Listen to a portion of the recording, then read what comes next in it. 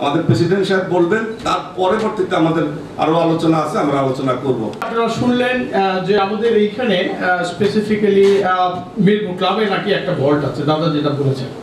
আসলে মিরপুর ক্লাবে ভল্ট আছে কিনা এই রুমটা থেকে আপনারা বুঝতে পারছেন, সব বাই হেড, এক একটা অর্গানাইজেশনের, প্রতিষ্ঠানের, সরকারি বেসরকারি অংশের হেড। তার মানে সমস্ত মেধা এই পার্টিকুলার জায়গাটার মধ্যে আছে। এখন সেই মেধাগুলোকে যদি কানেকশন করা যায়, জোড়া লাগানো যায়, তার মানে সেই মেধার সাথে আরো লোকজন আছে, তার মানে একের পরে কানেকশন সৃষ্টি করা যায়। আমরা এটাকে বলছি এই কানেকশনগুলো সবগুলো মিরপুরে মিরপুর ক্লাবে জড়ো হচ্ছে, মেধাগুলো মিরপুর ক্লাবে জড়ো হচ্ছে। দ্যাট ইজ হোয়াই মিরপুর ক্লাবে একটা ভল্ট আছে এবং দ্যাট পার্টিকুলার থিংস এটা অত্যন্ত শক্তিশালী, এবং আমরা বলছি আমরা সেটাকে ব্যবহার করে ভালো থাকবো, ভালো রাখবো। এখন প্রশ্ন হচ্ছে এটার জন্য ইনপুট কি লাগবে এবং সেই ইনপুটের মেজারমেন্টটা কি। তার মানে সোজা হিসাবে মিরপুর ক্লাবে যে বিষয়গুলো আছে সেটা হলো ইন্টেলিজেন্স, কানেকশন, আর একটা হচ্ছে এক্সপেরিয়েন্স এবং মানি। এখন প্রশ্ন হচ্ছে এই কানেকশন, মেধা অর্থাৎ ইন্টেলিজেন্স এবং এক্সপেরিয়েন্স এবং মানি কে কতটা দিল, এটার একটা মেজারমেন্ট লাগবে কিনা। আপনারা বলেন লাগবে কিনা? অবশ্যই একটা মেজারমেন্ট লাগবে। তার মানে ব্যাংকে যে টাকা রাখেন সেটাও তো একটা মেজারমেন্ট আছে, 10 কোটি, 20 কোটি, 100 কোটি, রাইট? হ্যাঁ, আচ্ছা, ঠিক সেরকম ভাবে মিরপুর ক্লাবে আপনি যে কানেকশনটা জমা করছেন, এক্সপেরিয়েন্সটা জমা করছেন, মানি জমা করছেন, এই সমস্ত কিছু আসলে মেজারেবল, এবং আমরা এই সমস্ত কিছুকে মাপবো, এবং মাপার একটা যন্ত্র আবিষ্কার হয়েছে। সেটা কি? সেটা হলো এমএসপি। এমএসপি মানে মেম্বারশিপ স্ট্যাটাস পয়েন্ট। অনেকে বলে ক্লাব তো করছেন, এখন তো সব কিছু ভালো, একটা সময় সব গুগলেট হয়ে যেতে পারে, কিছু লোকজন আসতে পারে, তাদের কাজই হবে এটাকে কেমনে নষ্ট করা যায় সেই চিন্তা করা। কথা কিন্তু সত্যি, বাংলাদেশে ভালো কিছু না হওয়ার পক্ষে একটা বড় কারণ কি জানেন? সেটা হচ্ছে ভালো কিছু যারা করবে তাদেরকে প্রথমে বিতাড়িত করা। এটা কিন্তু একটা সত্যি কথা। তো আমরা বলছি যে ভাই, এই সমস্ত কিছু যেন না হয় তার জন্য বহু আগে থেকে we have a plan, master plan. What is the plan? সেটা হচ্ছে এমএসপি। তার মানে মিরপুর ক্লাবের সমস্ত কিছু চলবে এমএসপির উপরে বেস করে। এখন এমএসপি জিনিসটা কি? এমএসপি জিনিসের মধ্যে 10টা পয়েন্ট আছে। এখানে বলা হয়েছে 1 নম্বরে ফরমেশন মিটিং, 2 নম্বরে নেটওয়ার্ক এক্সপেনশনে আপনার ভূমিকা কি, তৃতীয় এখানে যেটা বলা হয়েছে ফাইন্যান্সিয়াল কন্ট্রিবিউশন কতটা আপনার দ্বারা হয়েছে, donation how much you have done, আর ওকে নেক্সট থিংস হচ্ছে ডোনেশন বাই রেফারেল, তারপর হচ্ছে প্রোগ্রাম অ্যাটেন্ডেন্ট, রেসপন্সিবিলিটি কতটা নিয়েছিলেন, কতটা আদায় হয়েছে, তারপরে যেটা আছে কনজাম্পশন, তার মানে কতটুকু আপনি মিরপুর ক্লাবের জিনিসপত্র খেয়েছেন, এইটা একটা এক্সপ্লেনেশন আছে, এরপর আমি এক্সপ্লেনেশন দেব। তারপরে যেটা আছে সেটা হচ্ছে ক্লাবের যে প্রোগ্রামগুলো হয় সেখানে কতটা আপনি গিয়েছেন, তারপরে হলো রেসপন্সিবিলিটি পারফর্ম, তার মানে কতটুকু রেসপন্সিবিলিটি আপনার দ্বারা পারফর্ম হয়েছে। এখানে অনেকগুলো ব্যাখ্যা আছে, আমি একটু শর্টকাট যাচ্ছি। ফরমেশন মিটিং, বছরে 50টা ফরমেশন মিটিং হয়, প্রত্যেকটা meeting is very very important. কয়টা মিটিংয়ে আপনি অ্যাটেন্ড করলেন সেটার পরিপূর্ণ রেকর্ড থাকে, ছবি থাকে, সব কিছু থাকে, তার মানে এটা হিসাব হয়। এটা হচ্ছে নাম্বার 1 পয়েন্ট। দ্বিতীয় পয়েন্ট হলো নেটওয়ার্ক এক্সপেনশনের জন্য আপনার ভূমিকা কি। 10,000 মানুষ এসে গেছে, সব ভালো কথা, কিন্তু ভাই আপনি কয়জনকে এনেছেন? ঘটনা যদি এমন হয় আমি একজনকেও আনি নাই, তাহলে আপনি জিরো, একটা বড় অশ্বডিম্ব। That is why we are requesting you, you are a member within 300, so please try to take another person, another good person by which you can get very good number marks. Next things is very very important, financial contribution, তার মানে আপনি কত টাকা দিয়েছেন directly. অনেকের প্রশ্ন, ভাই gold member হলে লাভ কি, সিলভার হলে লাভ কি, ব্রোঞ্জ হলে লাভ কি? আসলে প্রশ্নটা গোল্ড সিলভার এর নয়, প্রশ্নটা হচ্ছে কত টাকার মধ্যে আপনি আসলে কত টাকা দিয়েছেন। আচ্ছা, যাই হোক, তো এখানে একটা খুব বিশাল ব্যাপার হলো ফাইন্যান্সিয়ালি কত টাকা আপনি দান করেছেন। এটার মানে হলো গোল্ড, সিলভার অথবা ব্রোঞ্জ, এটার মধ্যে ওই সময়ে অর্থাৎ যেই সময়ের কথা হচ্ছে সেই সময়ের সর্বোচ্চ সিলিং কত ছিল আর আপনি কত দিয়েছেন। ধরেন কোনো একটা সময় মিরপুর ক্লাবের মেম্বারশিপ ফি হচ্ছে 20 লাখ টাকা, আপনি দিয়েছেন 20 লাখ টাকা, তার মানে 10-এ 10 পেয়েছেন। কিন্তু ঘটনা যদি এমন হয় 20 লাখ টাকার সময় আপনি দিয়েছেন 10 লাখ টাকা, তার মানে হচ্ছে আপনি মার্কস পেলেন মাত্র 5, 10-এ 5, তার মানে 50% মার্ক পেলে হিসাবটা হচ্ছে এইরকম। তার মানে কোনো একটা সময়ে সর্বোচ্চ ফি কত ছিল তার উপর বেস করে ওই সিলিং অনুযায়ী আপনি কত দিয়েছেন এটার উপরে আসলে হিসাব হয়। আচ্ছা, তার সাথে আরেকটা জিনিস দিতে হবে, আরসিএস। প্রতি মাসে 1000 টাকা করে বর্তমানে আরসিএস দিতে হচ্ছে, আগামীতে এটা বাড়তে হবে। তার কারণ হলো আমাদের অ্যাডমিনিস্ট্রেটিভ কোর্স আসলে আরসিএস দিয়ে চলে, অ্যাডমিনিস্ট্রেটিভ খরচ আরসিএস দিয়ে চলে, আর আমাদের অন্য কোনো ইনকাম নাই, ওকে, এবং অন্য কোনো দান অনুদান কোথাও মানে ওকে আর কোনো ইনকাম নাই আর কি, এক কথায় যদি বলি। যাই হোক, তারপরের প্রশ্ন হচ্ছে ডোনেশন। এইখানে আমাদের দুটো ব্যাপার খুব ইম্পর্টেন্ট। সেটা হলো আমরা এখানে দান করি দুই ভাবে, একটা হলো সময়ের দান, আরেকটা হলো অর্থনৈতিক দান। সময়ের দান অর্থে কনভার্ট হয়ে আমাদের এখানে দান হিসাবে ঢুকে যায়। তার মানে আমরা যে সময় দেই এর সব কিছু দান, এবং মিরপুর ক্লাবে প্রত্যেকটা জিনিস কাউন্ট হয়। আমরা এখানে যেটা দেখতে পাচ্ছি সেটা হলো সুশান্তদা কিছু দান করছেন, তার মানে এখানে মানিও দান করা হয়, তবে সেটা অবজেক্টিভলি। যাই হোক, ডোনেশন বাই রেফারেল, তার মানে রেফারেলের কাছ থেকে যদি কখনো দান সংগ্রহ করা হয় বিশেষ কোনো কারণে। যাই হোক, program attendant, another important point, program. যেমন এই যে আজকে একটা প্রোগ্রাম হচ্ছে, এতে কিন্তু আপনারা সবাই মার্কস পাবেন, তার মানে program attendant is very important factor. আরেকটা জিনিস হলো রেসপন্সিবিলিটি কতটা নিয়েছিলেন এবং সেটা আদায় করা হয়েছে কিনা। রেসপন্সিবিলিটি নিলেন কিন্তু আপনি ভুলে গেলেন, তার মানে বুঝবেন যে আগামীতে জীবনেও কখনো বেন্টেনকে আপনাকে কোনো দায়িত্ব দেবে না। তার মানে বেন্টেনকে আপনার পক্ষ থেকে মুখটা ফিরিয়ে নিল, তার মানে কোনো উপায় নাই, আপনি দায়িত্ব নিলে পালন করতে হবে। তারপরে প্রশ্ন হচ্ছে কনজাম্পশন। মিরপুর ক্লাব বিভিন্ন goods it actually provide to you, সেখান থেকে আপনি কতটা নিয়েছেন এটার হিসাবটা পরে আমরা আসবো। যাই হোক, কনজাম্পশন। তারপরে ক্লাবের বিভিন্ন প্রোগ্রাম হয় ইয়ারলি, সেই প্রোগ্রামগুলোতে ইউ অ্যাটেন্ড অর নট, এটা অলসো অ্যানাদার প্রশ্ন। এইখানে আপনারা দেখতে পাচ্ছেন গাজীপুরের বিসিডিএম এ গত বছর আমাদের একটা ফান্ডে ছিল, এই বছরও ইনশাআল্লাহ ফান্ডে আছে, নেক্সট 19/2 আমাদের একটা ফান্ডে আছে। তো এই দিনে আশা করছি যে ইনশাআল্লাহ এটা বড় একটা গ্যাদারিং হবে। রেসপন্সিবিলিটি পারফর্মড, একদম লাস্টের পয়েন্টটা হলো রেসপন্সিবিলিটি পারফর্মড। এনিওয়ে, প্রশ্ন হচ্ছে এমএসপি দিয়ে কি হবে? এমএসপি দিয়ে কি হবে একটা বড় প্রশ্ন। এই যে এখানে দেখতে পাচ্ছেন একটা কার্ভ আছে একদম স্ট্রেইট অ্যাওয়ে। আমরা কোন একটা সময় বেন সিটি বলে একটা জায়গায় আমরা যাব, বেন সিটি, এটার মধ্যে বহুবার আলোচনা হয়েছে। গতবারও 6ই নভেম্বর এখানে ব্যাপকভাবে বেন সিটি আলোচনা হয়েছে।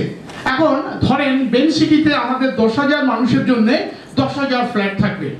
এখন যদি ওই 10,000 ফ্ল্যাটের প্রতি ফ্ল্যাটে ঢোকার জন্য যদি আমার 2 কোটি টাকা লাগে, তার মানে হলো কাউকে কোনো টাকাই দিতে হবে না, কাউকে 2 কোটি দিতে হবে। এটার হিসাবটা কি? এটার হিসাবটা হচ্ছে এই পুরো ব্যাপারটার মধ্যে আপনার কন্ট্রিবিউশন কত তার উপরে নির্ভর করবে।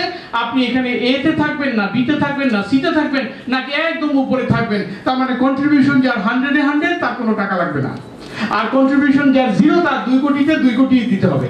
হিসাবটা খুব সোজা। তো যাই হোক, এই জন্য আমাদের এই এমএসপি সিস্টেমটা একটা অটোমেটিক সিস্টেমের মধ্যে থাকবে এবং ইন্ডেক্সের মতো, শেয়ার মার্কেটের মতো প্রতিদিনই এটা আপ ডাউন করবে। যখনই আপনি কিছু দিবেন অটোমেটিকলি এটা হাই হয়ে যাবে, যখনই আপনার খবর নাই অটোমেটিকলি এটা লো হয়ে যাবে। আপনার ওয়েট কিন্তু একরকম, সবগুলোর ওয়েট কিন্তু একরকম নয়। যাই হোক, দাদা কিছুটা কথা বলে দিলেন। Anyway, Mirpur club, food bag ইত্যাদি ইত্যাদি এইসব প্রোগ্রামের ব্যাপারে আমি আর কোনো আলোচনা করছি না। এর মধ্যেও আমাদের কিছু বিষয় ছিল। যাই হোক, মিরপুর ক্লাবের ফুড ব্যাগ প্রোগ্রাম আপনারা সবাই জানেন, সেটা বেশ আলোচনার বিষয় এবং শহরে বেশ অনেক জায়গায় আমাদেরকে নিয়ে আলোচনা হয়েছে। শুধু তাই না, মিরপুর ক্লাবের একটা ভার্চুয়াল হসপিটাল ছিল এবং সেই হসপিটালে আমাদের কিছু অক্সিজেন রাখা আছে, এখনো আছে। কারো কোনো অক্সিজেন লাগলে, অর্থাৎ হচ্ছে যে কেউ যদি কোভিড-19 এফেক্টেড হয়ে যায়, সাথে সাথে আমাদেরকে জানালে পরে আমরা ফ্রি অফ কস্টে অক্সিজেন, শুধুমাত্র আনা নেওয়ার ভাড়া লাগে, আদারওয়াইজ অক্সিজেন ফ্রি। এই অ্যাবসলিউট অক্সিজেনগুলো সংকট ছিল তখন, রাইট একেবারে যখন অবস্থা খুব খারাপ ছিল, অর্থাৎ এপ্রিল-মে মাসের দিকে, এপ্রিলেই we actually manage this particular oxygen. তো this oxygen is free, absolute free, এবং এইটা আমাদের মিরপুর ক্লাব থেকে সার্ভিস দেওয়া হয়েছে। তারপরে আপনারা জানেন যে fish, this particular fish has started in the month of জুনে আমরা আরম্ভ করি।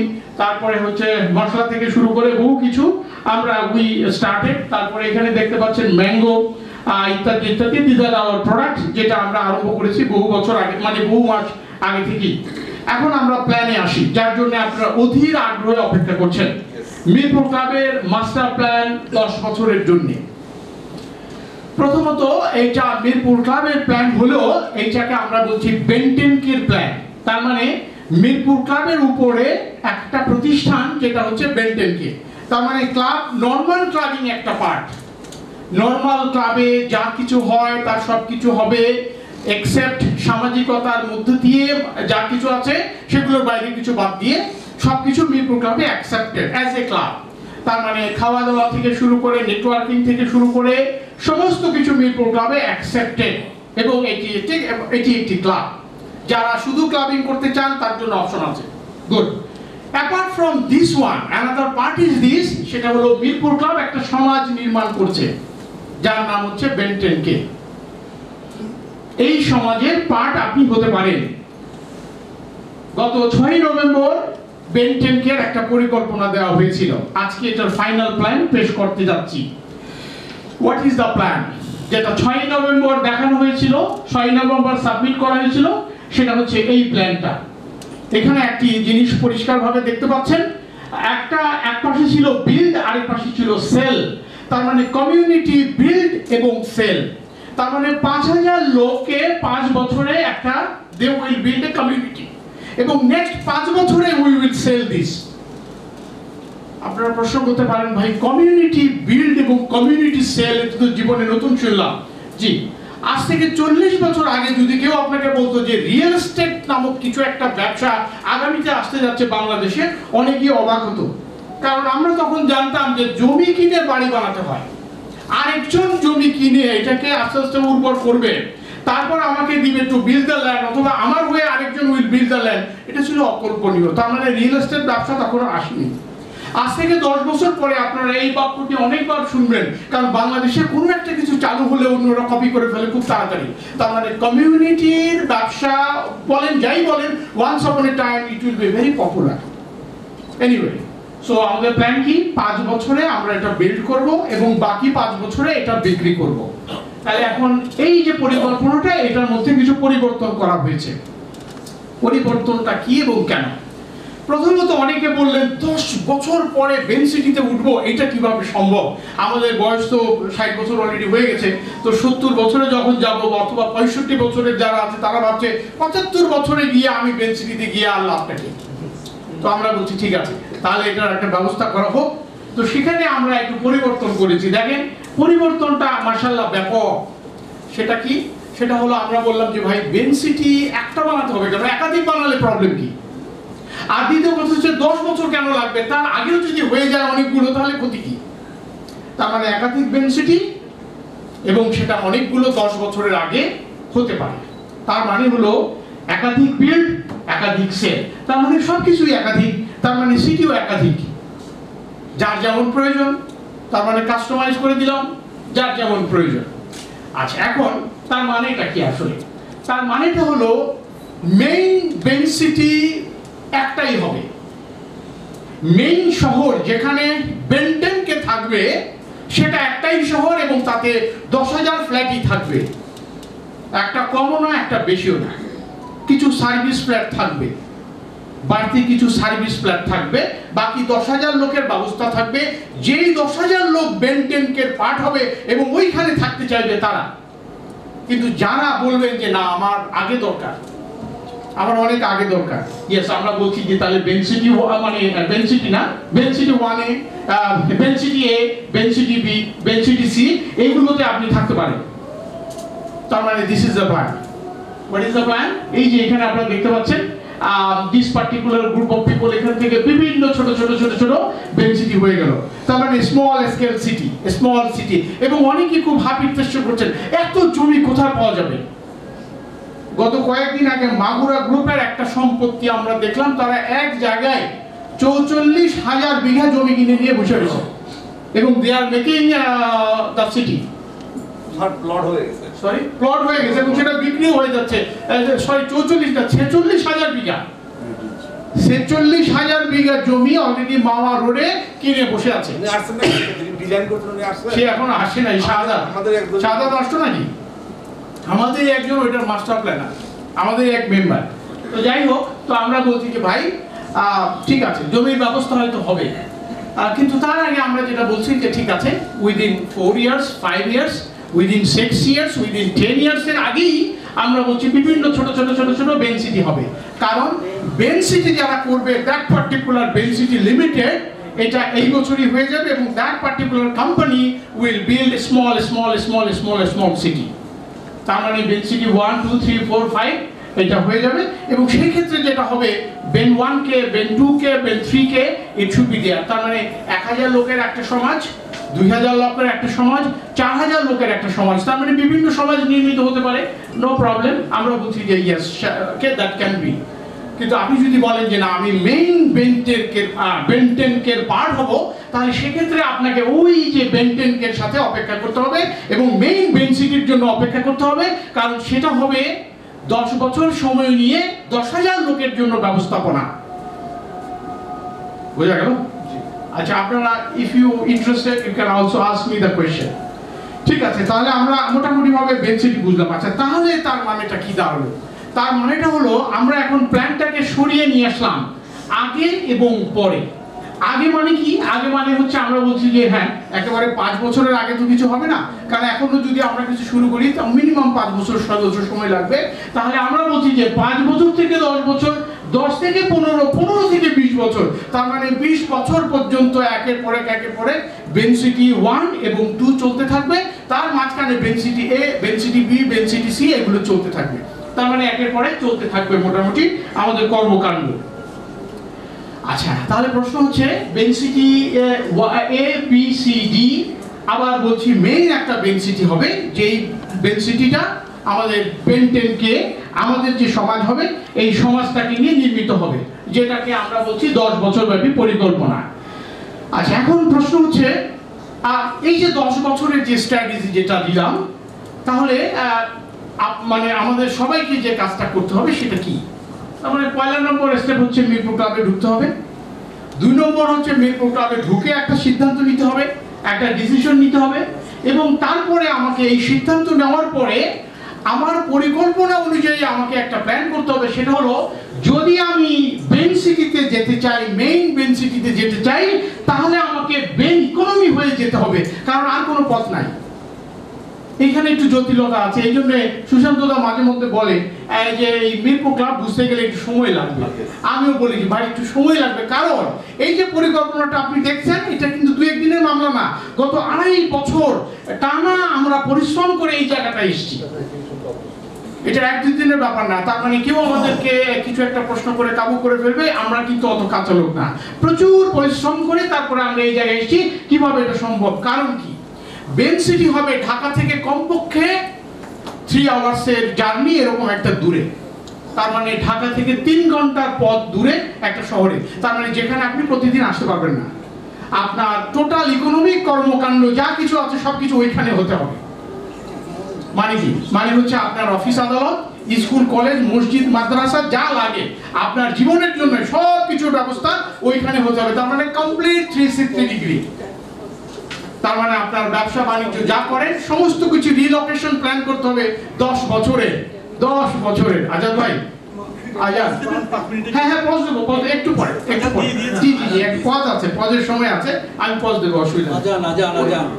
আজান দিয়ে দিয়েছে, হয়ে গেছে, আজান তো হয়ে গেছে, হ্যাঁ আমি পজ দিচ্ছি, আমার সামনে ঘড়ি আছে ভাই। ওকে, সো আমরা বলছি তাহলে আপনাকে একটা সিদ্ধান্ত নিতে হবে। যদি আপনি বলেন যে না আমি বেনসিটি A, B, C, D কিছু একটা হলেই হয়, তার মানে মেইন বেনসিটিতে আমার যাওয়ার দরকার নাই, তাহলে আমরা বলছি যে আপনার বেন ইকোনমিতেও আসার দরকার নাই। তার মানে সেগুলো হবে ঢাকার খুব কাছে, হয়তো 1 ঘন্টার রাস্তা হাঁটলি, কিন্তু বেনসিটি যেটা হবে সেটা কিন্তু 3 আওয়ার্সের জার্নি। তার মানে আপনাকে বেন ইকোনমি হয়ে আসতে হবে। তার মানে প্রতিদিন কিন্তু সেখানে আসা যাওয়া করা যাবে না। তাহলে আসেন বেন ইকোনমিতে এবার আমরা ঢুকে যাই আস্তে আস্তে, যে বেন ইকোনমির দরকারটা কি। দেখেন, বেন ইকোনমির প্রথম যে স্টার্টিং পয়েন্ট সেটা হচ্ছে কিচেন। কিচেন মানে রান্নাঘর। এটা আমাদের জন্য খুব পছন্দনীয় একটি জায়গা, রান্নাঘর। কারণ আমরা বাঁচি আসলে খাওয়ার জন্য, কি ঠিক কিনা? সবাই চুপচাপ। আমরা কি খাই না ভাই? খাই। এবং আমাদের 25 পাউন্ডে একটা গবেষণায় প্রকাশিত হয়েছে 25% ইনকাম আমরা খাওয়ায় ব্যয় করি। তার মানে 2 লক্ষ টাকা যদি আমাদের ইনকাম থাকে, 50,000 টাকা খাই, তা আমরা 2 জন হই আর 4 জনই হই। আর ঢাকা শহরে আমরা যারা 2 জন আছি তারা আসলে 6 জন নিয়ে আছি। মানে আমাদের একটা বুয়া লাগে, একটা ড্রাইভার লাগে, একটা গার্ড লাগে, তার সাথে আরো একটা লোক লাগে। তার মানে 6 জন লোক থাকি, 2 জন হলেও 6 জন লোক থাকে। যাই হোক, আমি একটু সংক্ষেপে বলি, household basic need economy is our first step. Why? কারণ এই টাকাটা আমাদের হাতে আছে এবং এই টাকাটা আমরাই খরচ করি, এই টাকার মালিক আমরা, কারণ এই টাকার মালিক আর কেউ না। তাহলে সেখানে কি আছে? সেখানে আমরা প্রথমে বলছি ফুড, তারপর বলছি এর সাথে আনুষঙ্গিক আমাদের ইউটিলিটিস যা লাগে সমস্ত কিছু। সেটা কিভাবে আসবে? ধাপে ধাপে। ছোট্ট একটা অঙ্ক আছে, অঙ্কের পর আমরা আমাদের যাব। অঙ্কটা কিরকম? অঙ্কটা হচ্ছে এরকম যে প্রত্যেক মাসে আমাদের যে কিচেনের বাজার লাগে, বাজার বলতে মাছ, মাংস, তরকারি ইত্যাদি ইত্যাদি লাগে, সেটা আমরা হিসাব করে দেখলাম যে অন অ্যান অ্যাভারেজে আমাদের খরচ হয় 30,000 টাকা প্রতিটি পরিবারে, যে পার মান্থে 30,000 টাকা, এবং সেটা আবার মিনিমাম। অনেকে তার চেয়ে উপরেও খরচ করছেন আপনারা। যাই হোক, এখন আমরা বলছি যেই দোকান থেকে, গ্রোসারি শপ থেকে আপনারা এটা কেনেন, সংগ্রহ করেন, সেখানে আপনারা 10% প্রফিট দেন, লাভ দেন। আমরা বলছি যে এই 10% যদি আপনি লাভ দেন, বছরে আপনি লাভ দিচ্ছেন 36 করোড় টাকা, 36 কোটি টাকা আপনি গ্রোসারি শপকে লাভ দিচ্ছেন প্রতিটা বছর। এখন আপনাকে একটা সিদ্ধান্ত নিতে হবে, সিদ্ধান্ত দরকার। সেটা হচ্ছে এই 36 কোটি টাকা আমি আসলে কাকে দেব? আমি মিরপুর ক্লাবকেও দিতে পারি, আমি অন্য কাউকেও দিতে পারি, তার মানে চালডাল.com কে দিতে পারি, grocery.com কে দিতে পারি, দুনিয়ার সমস্ত জায়গায় আমি দিতে পারি। আরেকটা জিনিস হচ্ছে আমি মিরপুর ক্লাবকেও দিতে পারি। সিদ্ধান্ত আপনার, কি করবেন? যদি আপনি বলেন যে ওই যে বেন সিটি, যে সব শহরের স্বপ্ন আমরা দেখছি, ওই শহরে যদি যেতে চান, তাহলে তার শুরুর স্টেপটা হচ্ছে এটা, এই টাকাটা আপনাকে মিরপুর ক্লাবকে দিতেই হবে, এটার কোনো অল্টারনেটিভ বিকল্প নাই। এবং এখন নতুন যে মেম্বার আসছে, আমরা বলেই তাকে নিচ্ছি যে ভাই আপনি কি এটা করতে পারবেন কিনা, যদি পারেন তাহলে ভালো, তাহলে একদিকে চলে যান, আর যদি বলেন না তাহলে শুধু ক্লাবিং করবেন, অসুবিধার কিছু নাই। তার মানে you are associated in the club, আপনার সাথে আর কোনো কিছু হিসাব হবে না, এমএসপিও দরকার নেই, কোনো কিছুর দরকার নেই। আপনি ক্লাবিং করেন, নর্মাল ক্লাবিং করেন, আসেন, যান, খান, দান, সমস্ত কিছু রেডি, সমস্ত কিছু ক্লাবের মতো হবে। কিন্তু যদি আপনি বলেন যে না, আমি বেন্টেনকের part, I would like to go to the city, Ben city, যেটার কোনো উদাহরণ পৃথিবীতেই নাই, তো ফলে ইট ইজ অ্যান ইনোভেশন। এই সিটিটাই একটা ইনোভেশন, কারণ এটা কারো মতো না, কারো মতোই না, first dynamic city in the world, যেটা প্রতিনিয়ত পরিবর্তিত হবে, যা শুরু হবে ব্রেইন ইঞ্জিনিয়ারিং দিয়ে। এই গল্প পরে আসতেছি, আগে একটা সিদ্ধান্ত নেই, ডিসিশন রিকোয়ার্ড। ডিসিশন আপনার মনে মনে, হাত তোলার দরকার নেই, ডিসিশনটা মনে মনে আপনি কি করবেন। যদি মনে করেন যে ইয়েস, এমসিএল এর সমস্ত টোটাল ওকে, যেই বেনসিটি ইত্যাদি ইত্যাদি আছে তার সাথে থাকবো, তাহলে শুরু হচ্ছে এখান থেকে। আচ্ছা, এটা যদি শুরু হয় তাহলে কি হবে? প্রশ্ন হচ্ছে কাজটা করবে কি? এই আপনার এমসিএল বলতে কি বোঝায়? যারা এই সমস্ত কিছু মাছ মাংস দেবে, সমস্ত কিছু প্রোভাইড করবে, তারা কারা?